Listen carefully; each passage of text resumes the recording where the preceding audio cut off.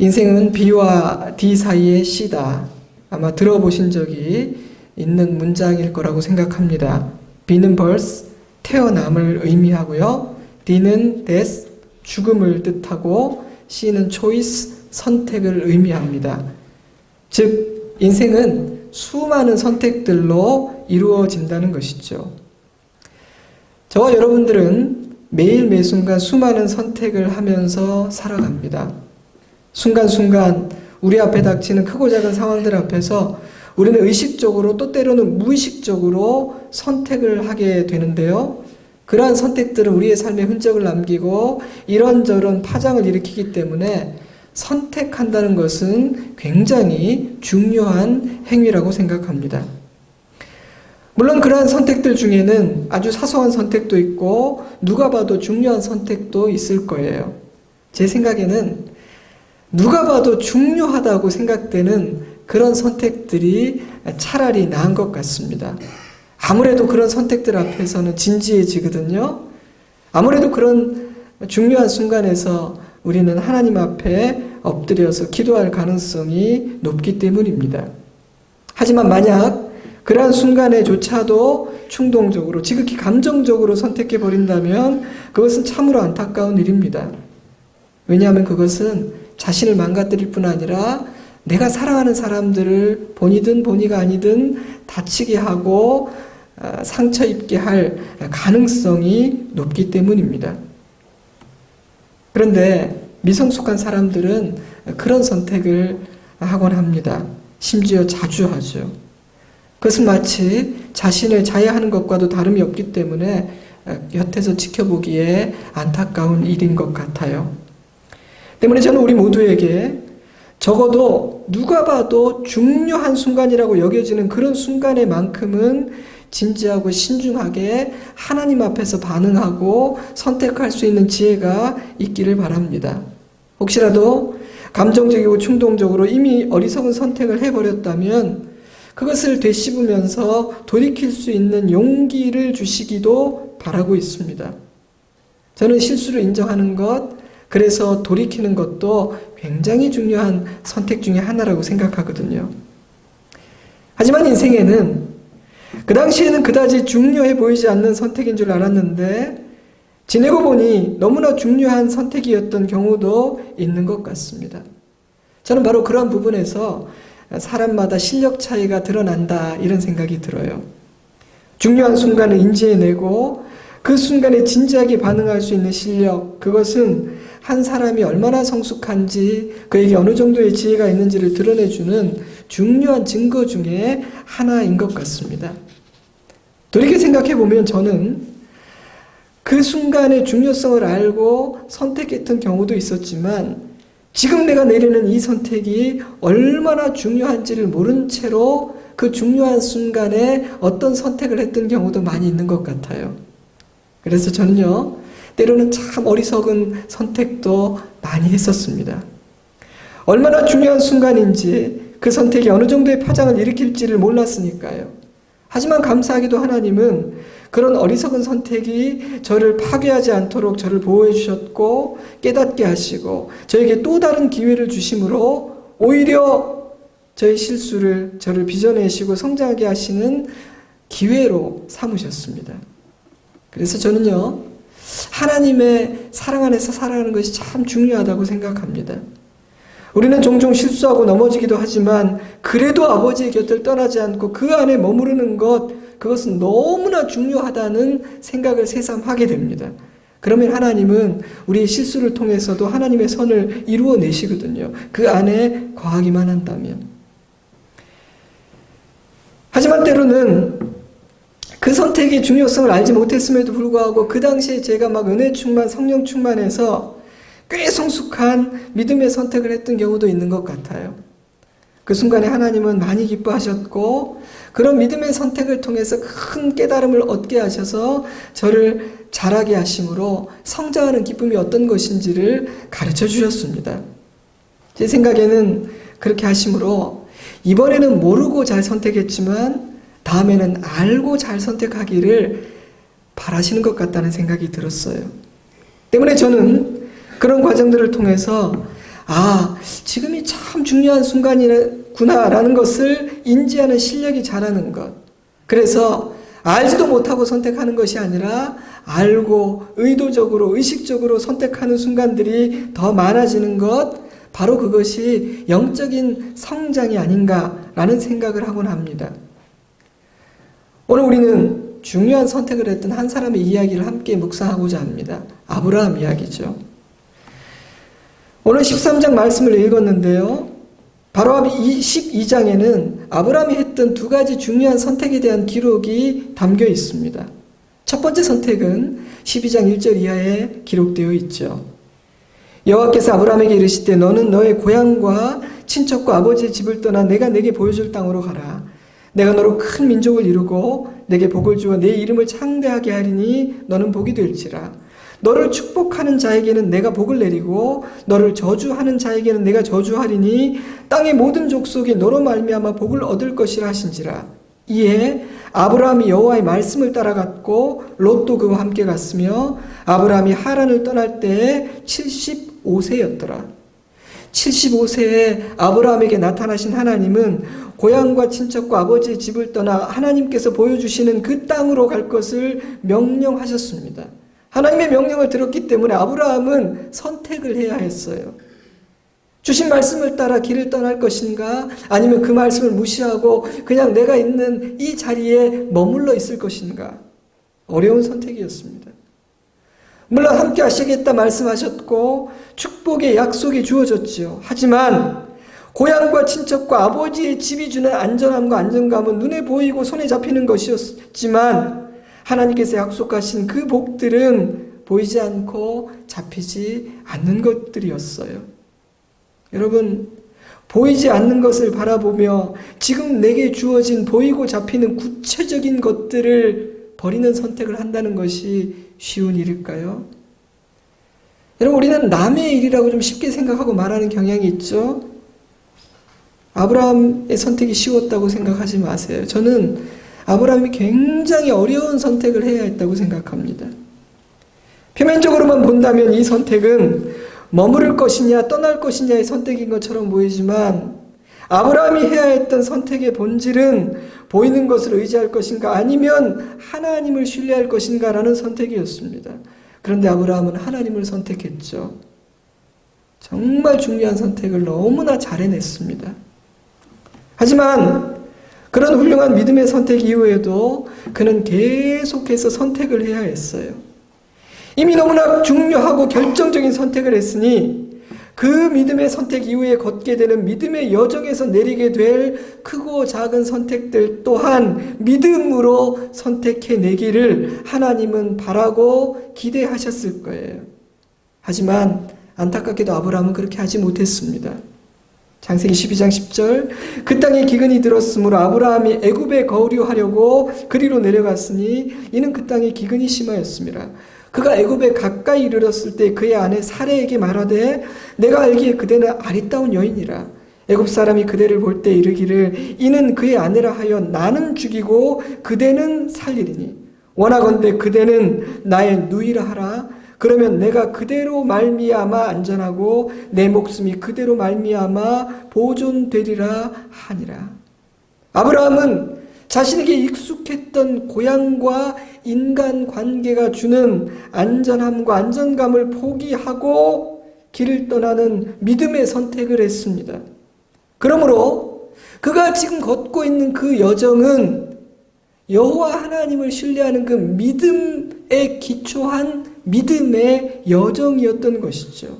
그런데 애굽 땅에서 위기를 만나자 아브라함은 지극히 인간적인 방법으로 자신을 지키고자 하는 어리석은 선택을 하고 맙니다. 자신이 과거에 내렸던 그 선택에 위배되는 굉장히 엉뚱한 결정을 내린 것이죠.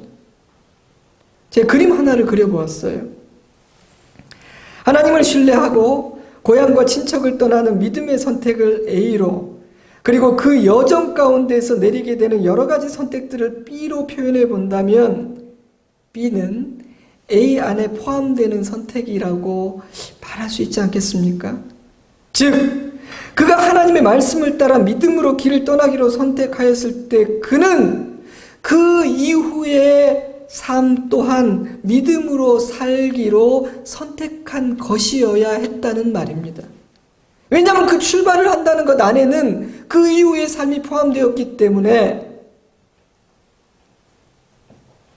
하지만 아브라함은 그리하지 못했던 것 같아요. 그런 일관된 선택을 하지 못했습니다. 왜 그랬을까요?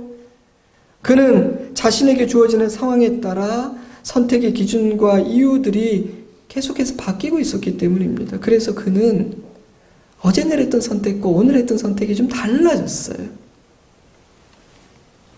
저는 아브라함이 훈련 중에 있었다고 생각합니다. 비록 하나님의 말씀을 따라 고향과 친척을 떠나는 멋진 믿음의 선택을 하기는 하였지만 그는 여전히 믿음으로 살아가는 법을 배워야 했습니다. 모든 상황 가운데에서 하나님을 신뢰하는 믿음으로 선택하는 법을 배워야 했던 사람이었어요. 자, 그런데요, 아브라함이 애굽에서 잘못된 선택을 했던 그 결과는 무엇이었습니까? 창세기 12장 17절, 여호와께서 아브라함의 아내 사레의 일로 바로와 그 집에 큰 재앙을 내리신지라 바로가 아브라함을 불러서 이르되 내가 어찌하여 나에게 이렇게 행하였느냐, 내가 어찌하여 그를 내 아내라고 내게 말하지 아니하였느냐, 내가 어찌 그를 누이라 하여 내가 그를 데려다가 아내를 삼게 하였느냐, 내 아내가 여기 있으니 이제 데려가라 하고 바로가 사람들에게 그의 일을 명하매 그들이 그와 함께 그의 아내와 그의 모든 소유를 보내었더라. 아브라함은 마치 아무 일도 없었던 것처럼 애굽을 떠날 수 있었습니다. 어리석은 선택을 했음에도 불구하고 하나님이 아브라함이 징계를 받는다거나 손해를 본다거나 투옥된다거나 다친다거나 매를 맞는다거나 그런 일이 없이 그냥 그 일은 그렇게 조용히 무마되어 버린 것이죠. 여러분, 이 사건은 일반화해서는 안 되는 사건이에요. 아, 내가 잘못해도 하나님께서 봐주시는구나. 하나님의 자녀들은 잘못을 저지르고 거짓말을 해도 하나님이 다 해결하고 뒤를 봐주시는구나, 이렇게 생각해서는 안 됩니다. 왜냐하면 이 아브라함의 애굽에서의 상황은 굉장히 특별한 상황이었거든요. 저는요, 아브라함은 지금 훈련을 받는 중이었기 때문에 하나님께서 이 사건을 이런 식으로 해결해 주시고 덮어주셨다고 생각합니다. 훈련 중이었기 때문에. 여러분, 우리의 삶에도 그런 시기가 있죠. 어리석은 선택을 하고 결단을 내리지 못하고 때로는 잘못된 판단을 하고 있는데도 왠지 아무런 일도 일어나지 않고 매를 맞지도 않고 봐주시고 보호해 주시고 덮어주시는 그런 시간이 있습니다. 저는 그런 시기는 하나님께서 우리를 이렇게 훈련시키고 빚어내고 계신 시기라고 생각합니다. 그 시간을 통해서 깨달음과 교훈을 얻기를 바라는 시기라고 생각합니다. 그런 시기에 하나님은 우리를 많이 봐주시고요, 보호해 주시고 우리의 실수를 참 많이 덮어주세요. 훈련 중이시거든요. 하지만 그 훈련이 다 끝났는데도 여전히 어린아이와 같이 말하고 생각하고 행동하면 하나님은 그때와는 다르게 반응하시죠. 히브리서 5장 12절, 때가 오래되었으므로 너희가 마땅히 선생이 되었을 터인데 너희가 다시 하나님의 말씀의 초보에 대하여 누구에게서 가르침을 받아야 할 처지이니 단단한 음식은 못 먹고 젖이나 먹어야 할 자가 되었도다. 때가 오래되었으면, 많은 훈련을 받았다면, 신앙의 연륜이 한 해, 두 해 깊어졌다면, 그래도 예배 드린 날들이 더 많아졌다면 어른이 되고 선생이 되어야만 합니다.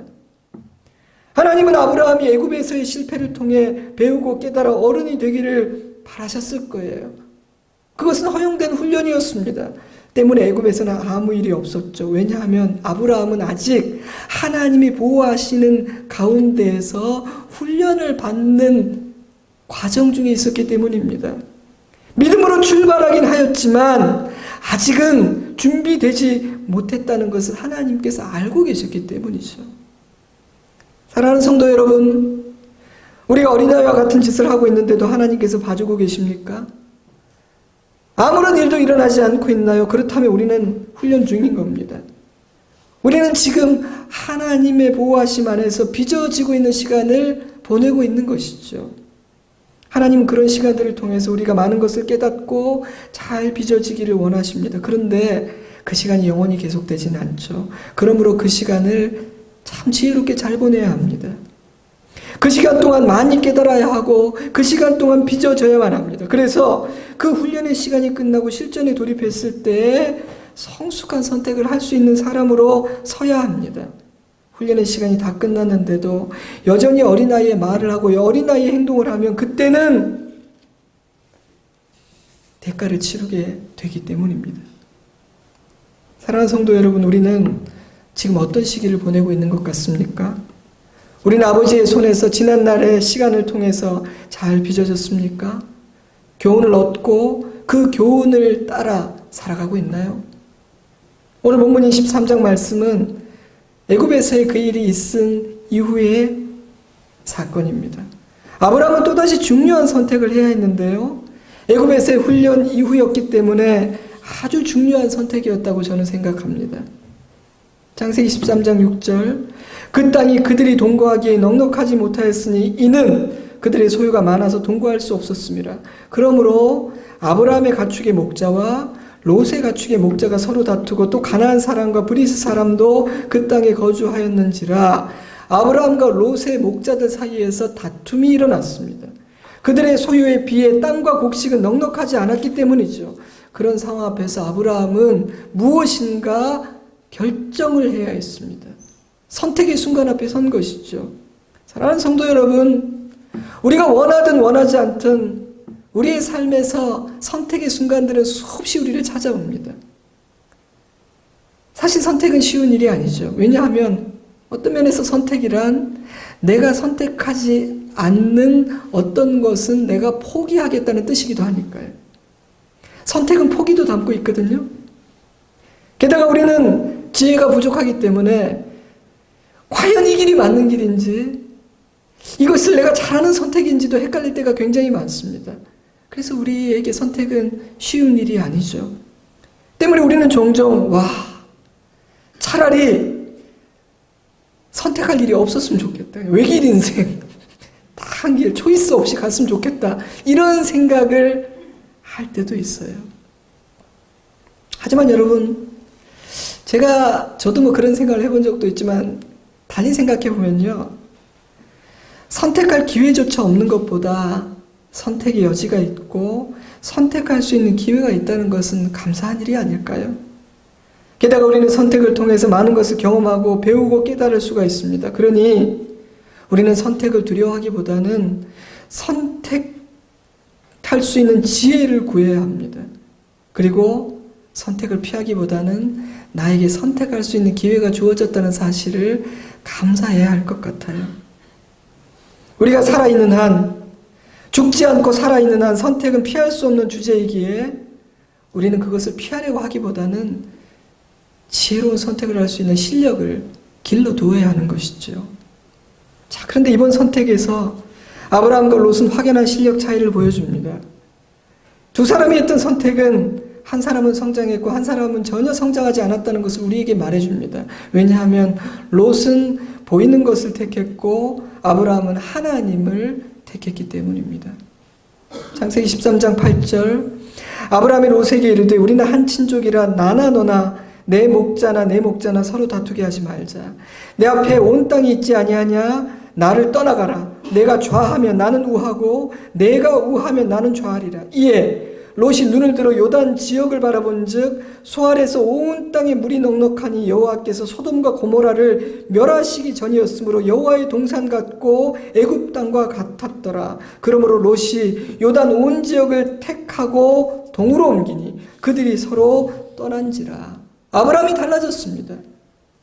애굽에서의 잘못된 선택을 통해 그는 배우고 성장했던 것 같아요. 그래서요, 이 창세기 13장, 14장, 15장은 아브라함이 가장 성령 충만하고 믿음 충만했던 영적 전성기의 기록입니다.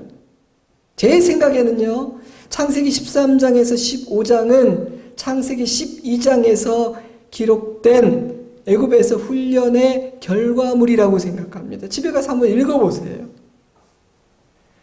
그런데 안타깝게도 그 약효가 떨어졌는지 16장으로 넘어가 보면 아브라함과 사라는 하나님의 약속을 붙들지 못하고 또다시 인간적인 선택을 하고 말죠. 제가 16장을 읽으면서 인간은 이 어제의 은혜로 살 수가 없고 오늘의 새 은혜가 필요하고 인간은 잠시라도 방심해서는 안 되는 존재구나. 그래서 날마다 깨어 기도해야 되는 것이구나 라는 생각을 하지 않을 수가 없었습니다. 자, 아무튼 아브라함은 멋진 선택을 했어요. 롯아, 너와 나는 가족이 아니냐. 그러니 우리 재산 문제 따위로 다투지는 말자. 너에게 선택권을 완전히 줄 테니까 네가 먼저 선택해라. 그러면 나는 네가 택하지 않은 땅으로 갈게. 위험한 선택이었죠. 비유컨대 이것은 아브라함이 롯에게 170표를 지어줬는데요. 조카가 액수를 얼마를 쓸지를 알 수가 없는 그런 위험한 선택이었습니다. 아브라함이 어떻게 그런 선택을 할 수 있었을까요? 그는 하나님을 신뢰했기 때문입니다. 하나님의 말씀을 따라 고향과 친척들을 떠났을 때 그는 하나님을 신뢰했습니다. 그러나 애굽에서는 하나님을 신뢰하지 못하고 아내를 누이라 속이는 거짓말을 통해서 자기를 지키려고 했죠. 하지만 정작 그 바로로부터 자신을 지켜준 것은 자기가 꾸며낸 거짓말이 아니라 하나님이셨습니다. 때문에 그는 그 애굽에서의 잘못된 선택을 통해서 누가 진정 나를 지켜줄 수 있는가를 깨닫게 되었을 것입니다.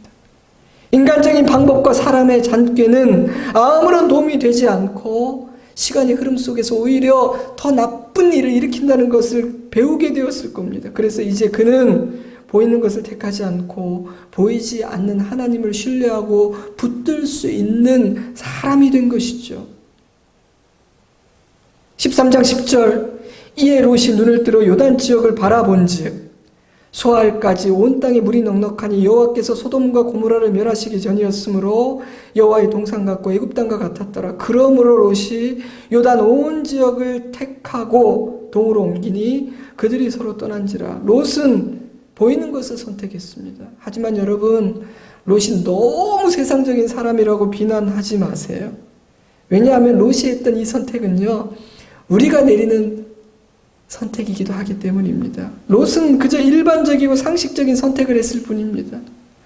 눈앞에 보이는 그 탄탄대로를 마다할 사람이 누가 있겠어요?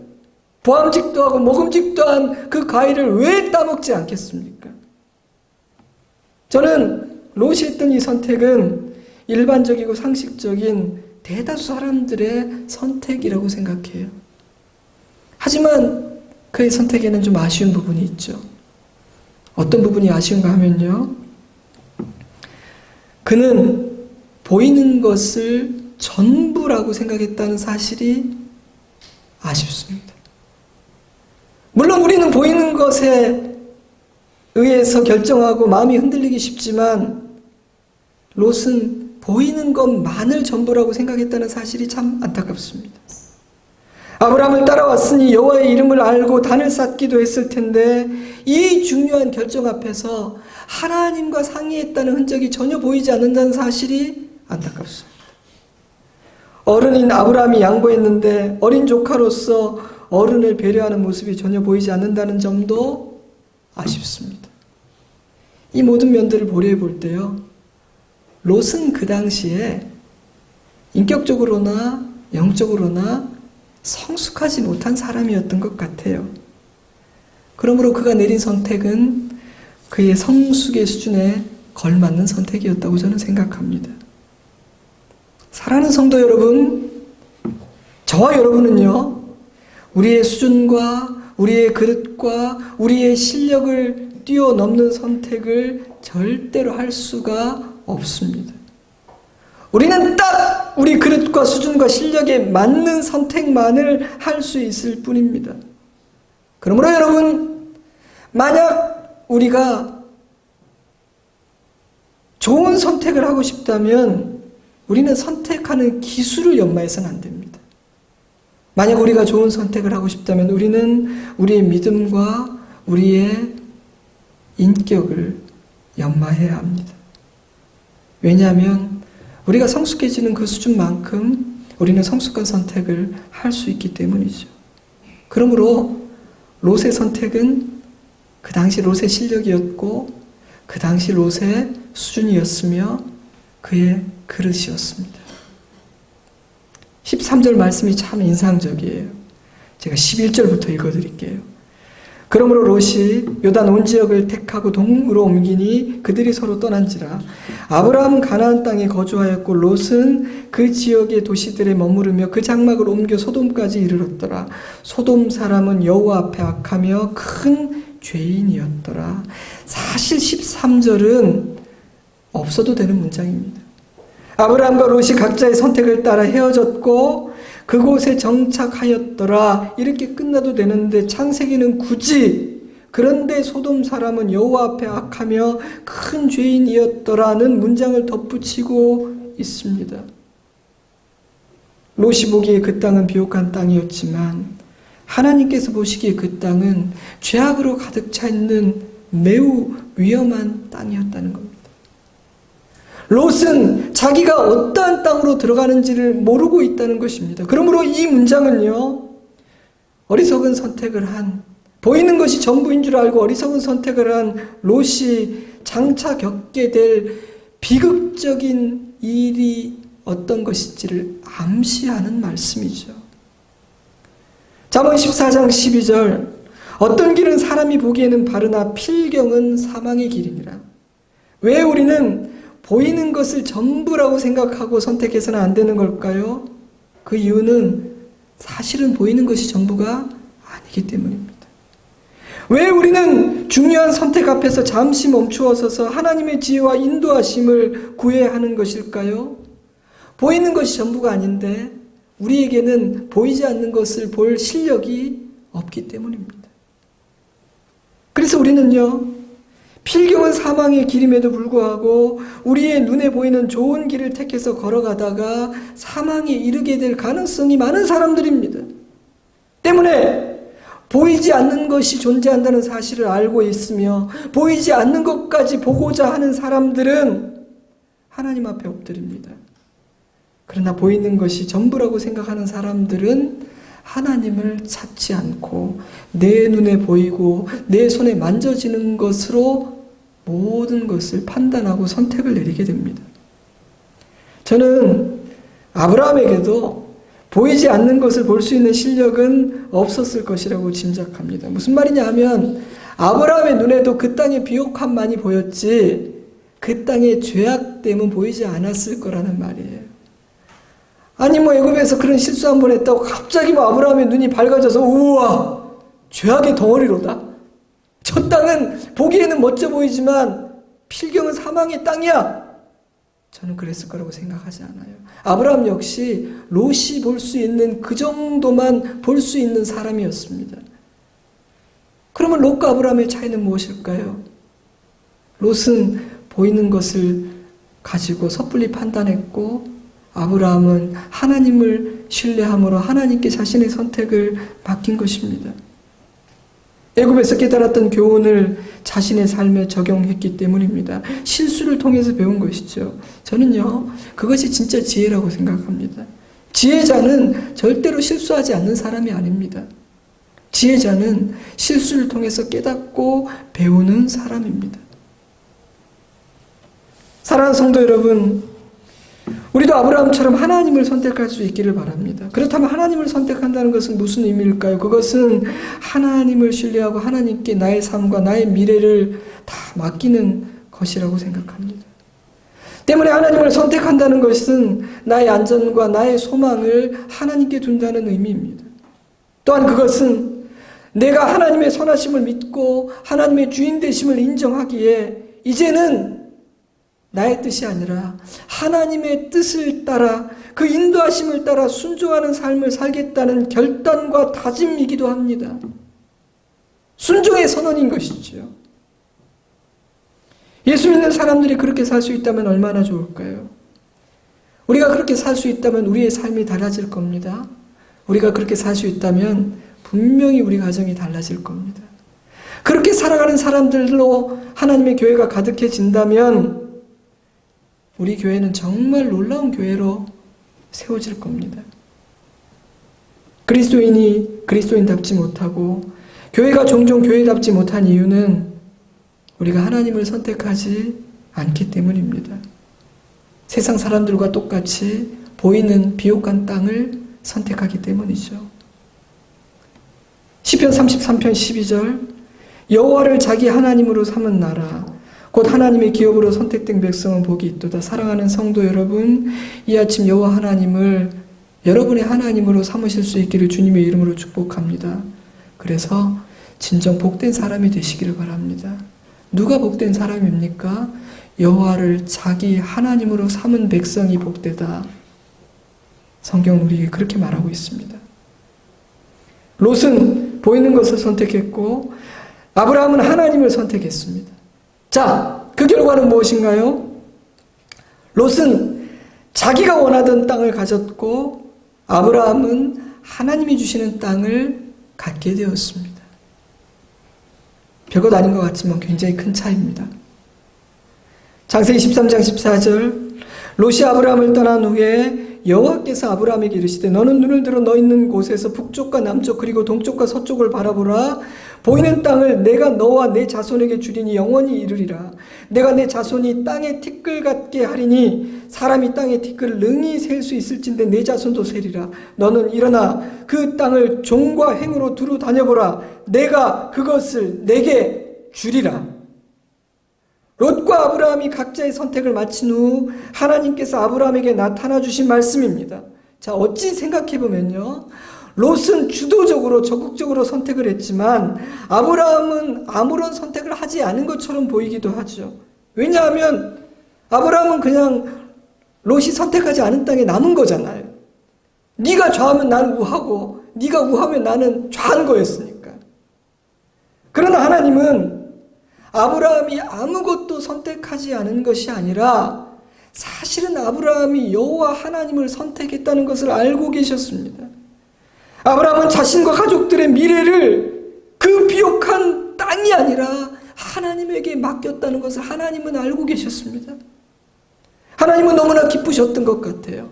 그래서 아브라함을 격려해 주고 싶으셨던 것 같습니다.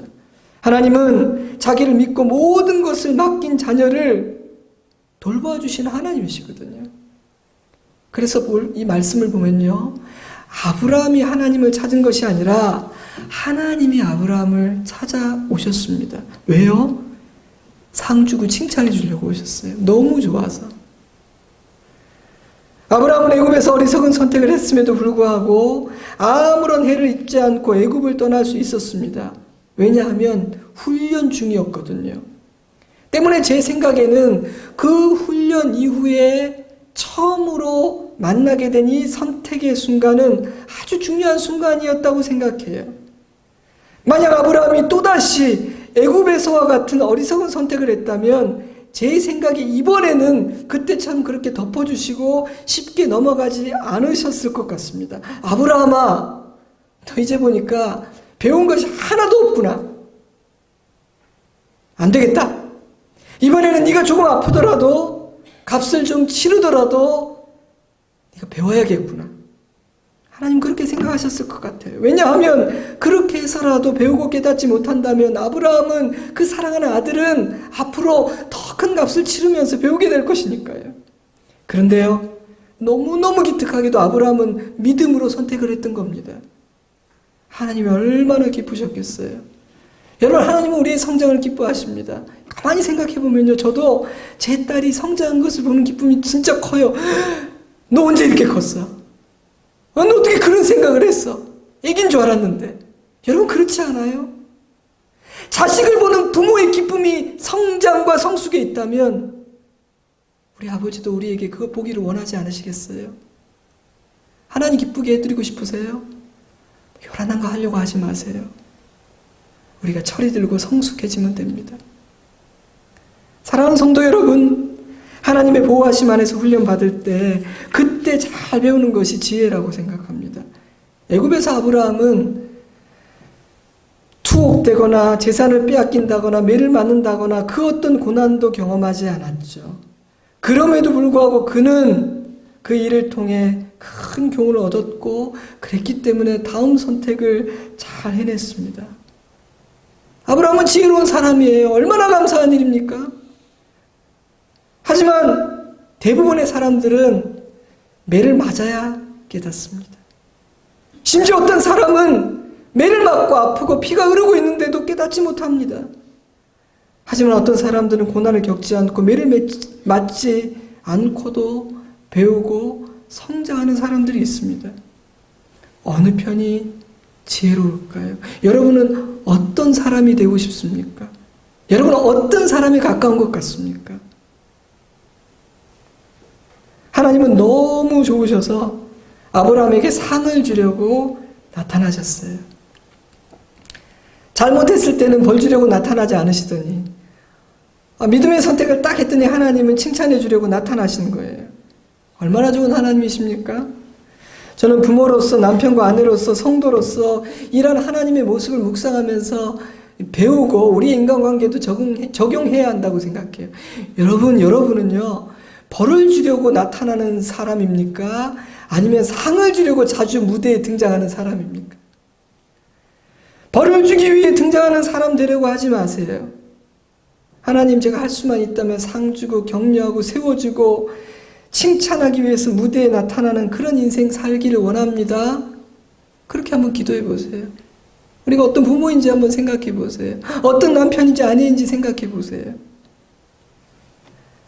하나님은 아브라함에게 사방의 땅을 보여주시고 그 땅을 주시겠다고 약속하셨습니다. 여러분에게 질문합니다.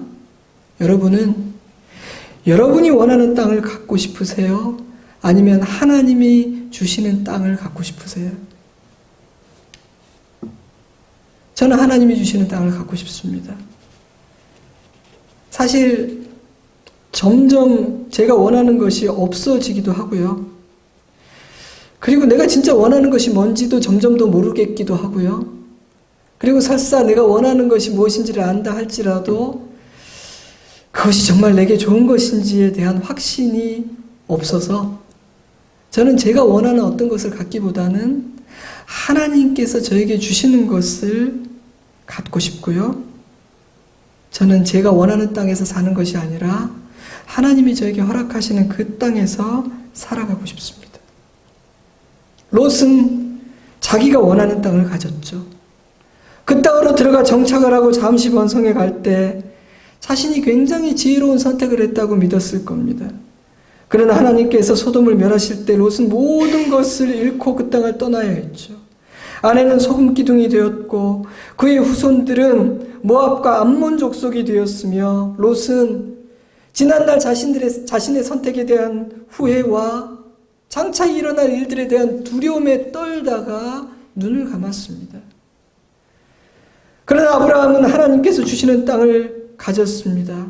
그는 그곳에서 언약 자손들의 조상이 되었고 평안히 아버지의 품에 안기게 되었습니다.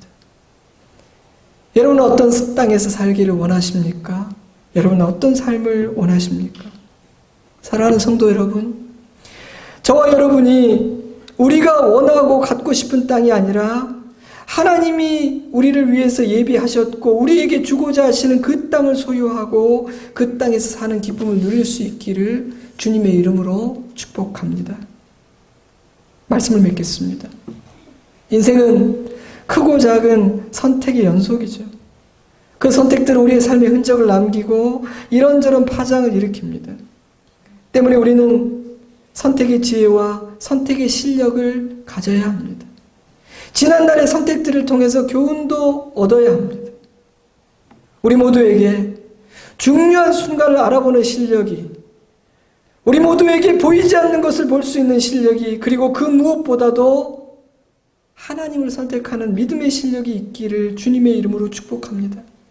그리하므로 내가 원하는 땅이 아니라 하나님께서 주시는 땅에 거하는 삶을 살 수 있기를 바랍니다. 내가 원하는 것을 얻는 삶은 욕심으로 살아가는 삶입니다. 때문에 그런 삶에는 감사가 없고 평안이 없습니다. 비교하고 경쟁하고 다투고 불안하고 염려하는 삶이니까요. 그러나 하나님께서 허락하신 땅에서 살아가는 삶에는 감사함과 평안함이 있습니다. 하나님을 선택했기에 하나님 안에서 자족할 수 있기 때문입니다. 저는 우리의 삶이 그러하길 바랍니다.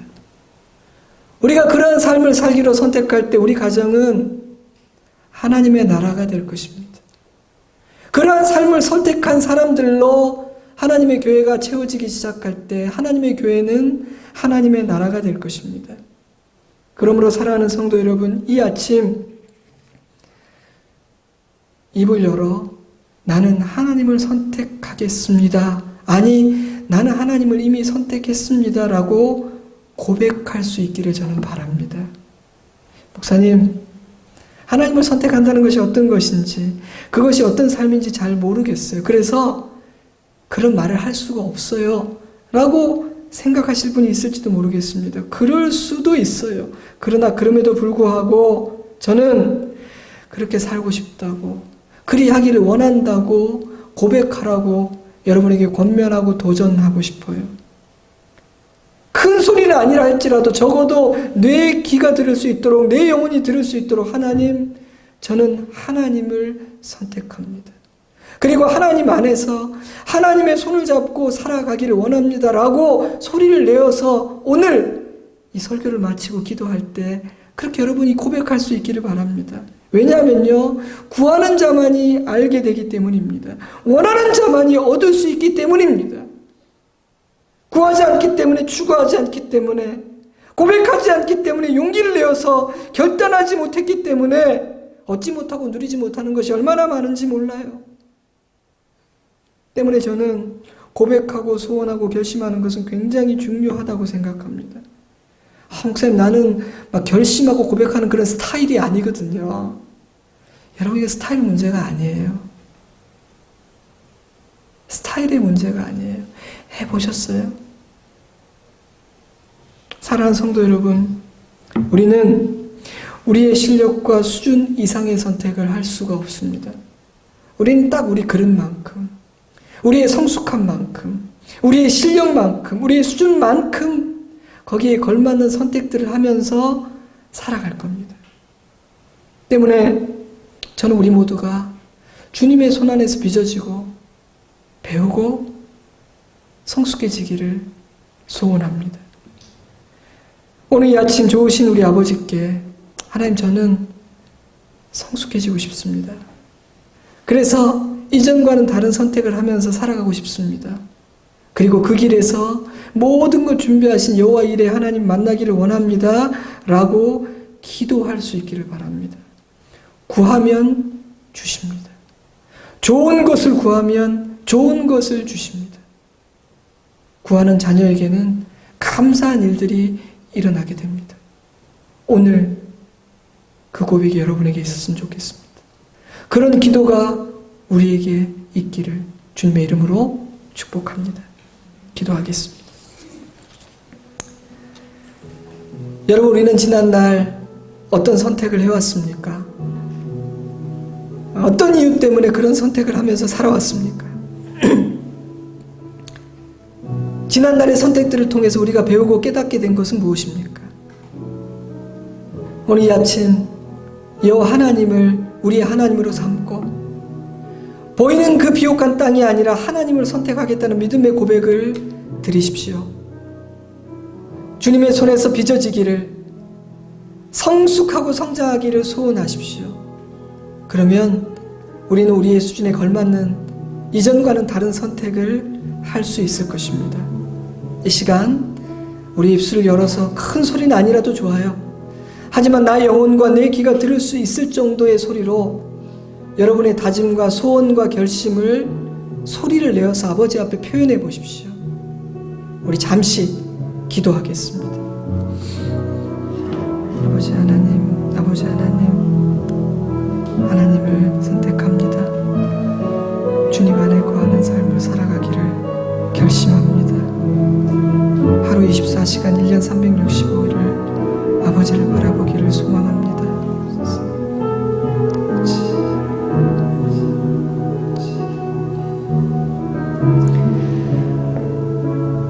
좋으신 하나님, 연약하고 어리석고 악하기까지 한 우리들을 포기하지 않으시고 구원해 주실 뿐 아니라 훈련시키시고 빚어주시는 것을 감사드립니다. 그 훈련의 과정 중에 우리를 보호하시고 또 우리가 안전하게 보호받을 성장할 수 있도록 기회 주시는 것도 감사드립니다. 주님의 손에서 빚어지기를 원합니다. 그리고 하나님을 선택할 수 있기를 원합니다.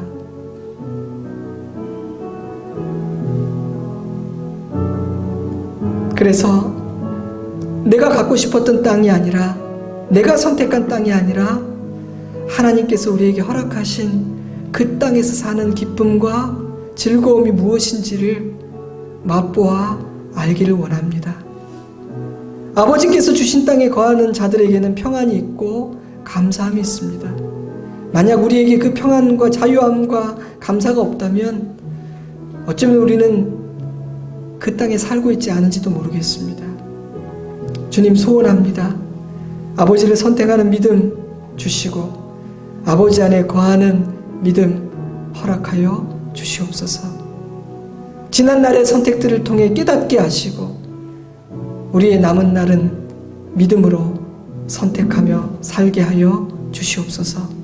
예수님 이름으로 기도드리옵나이다. 아멘.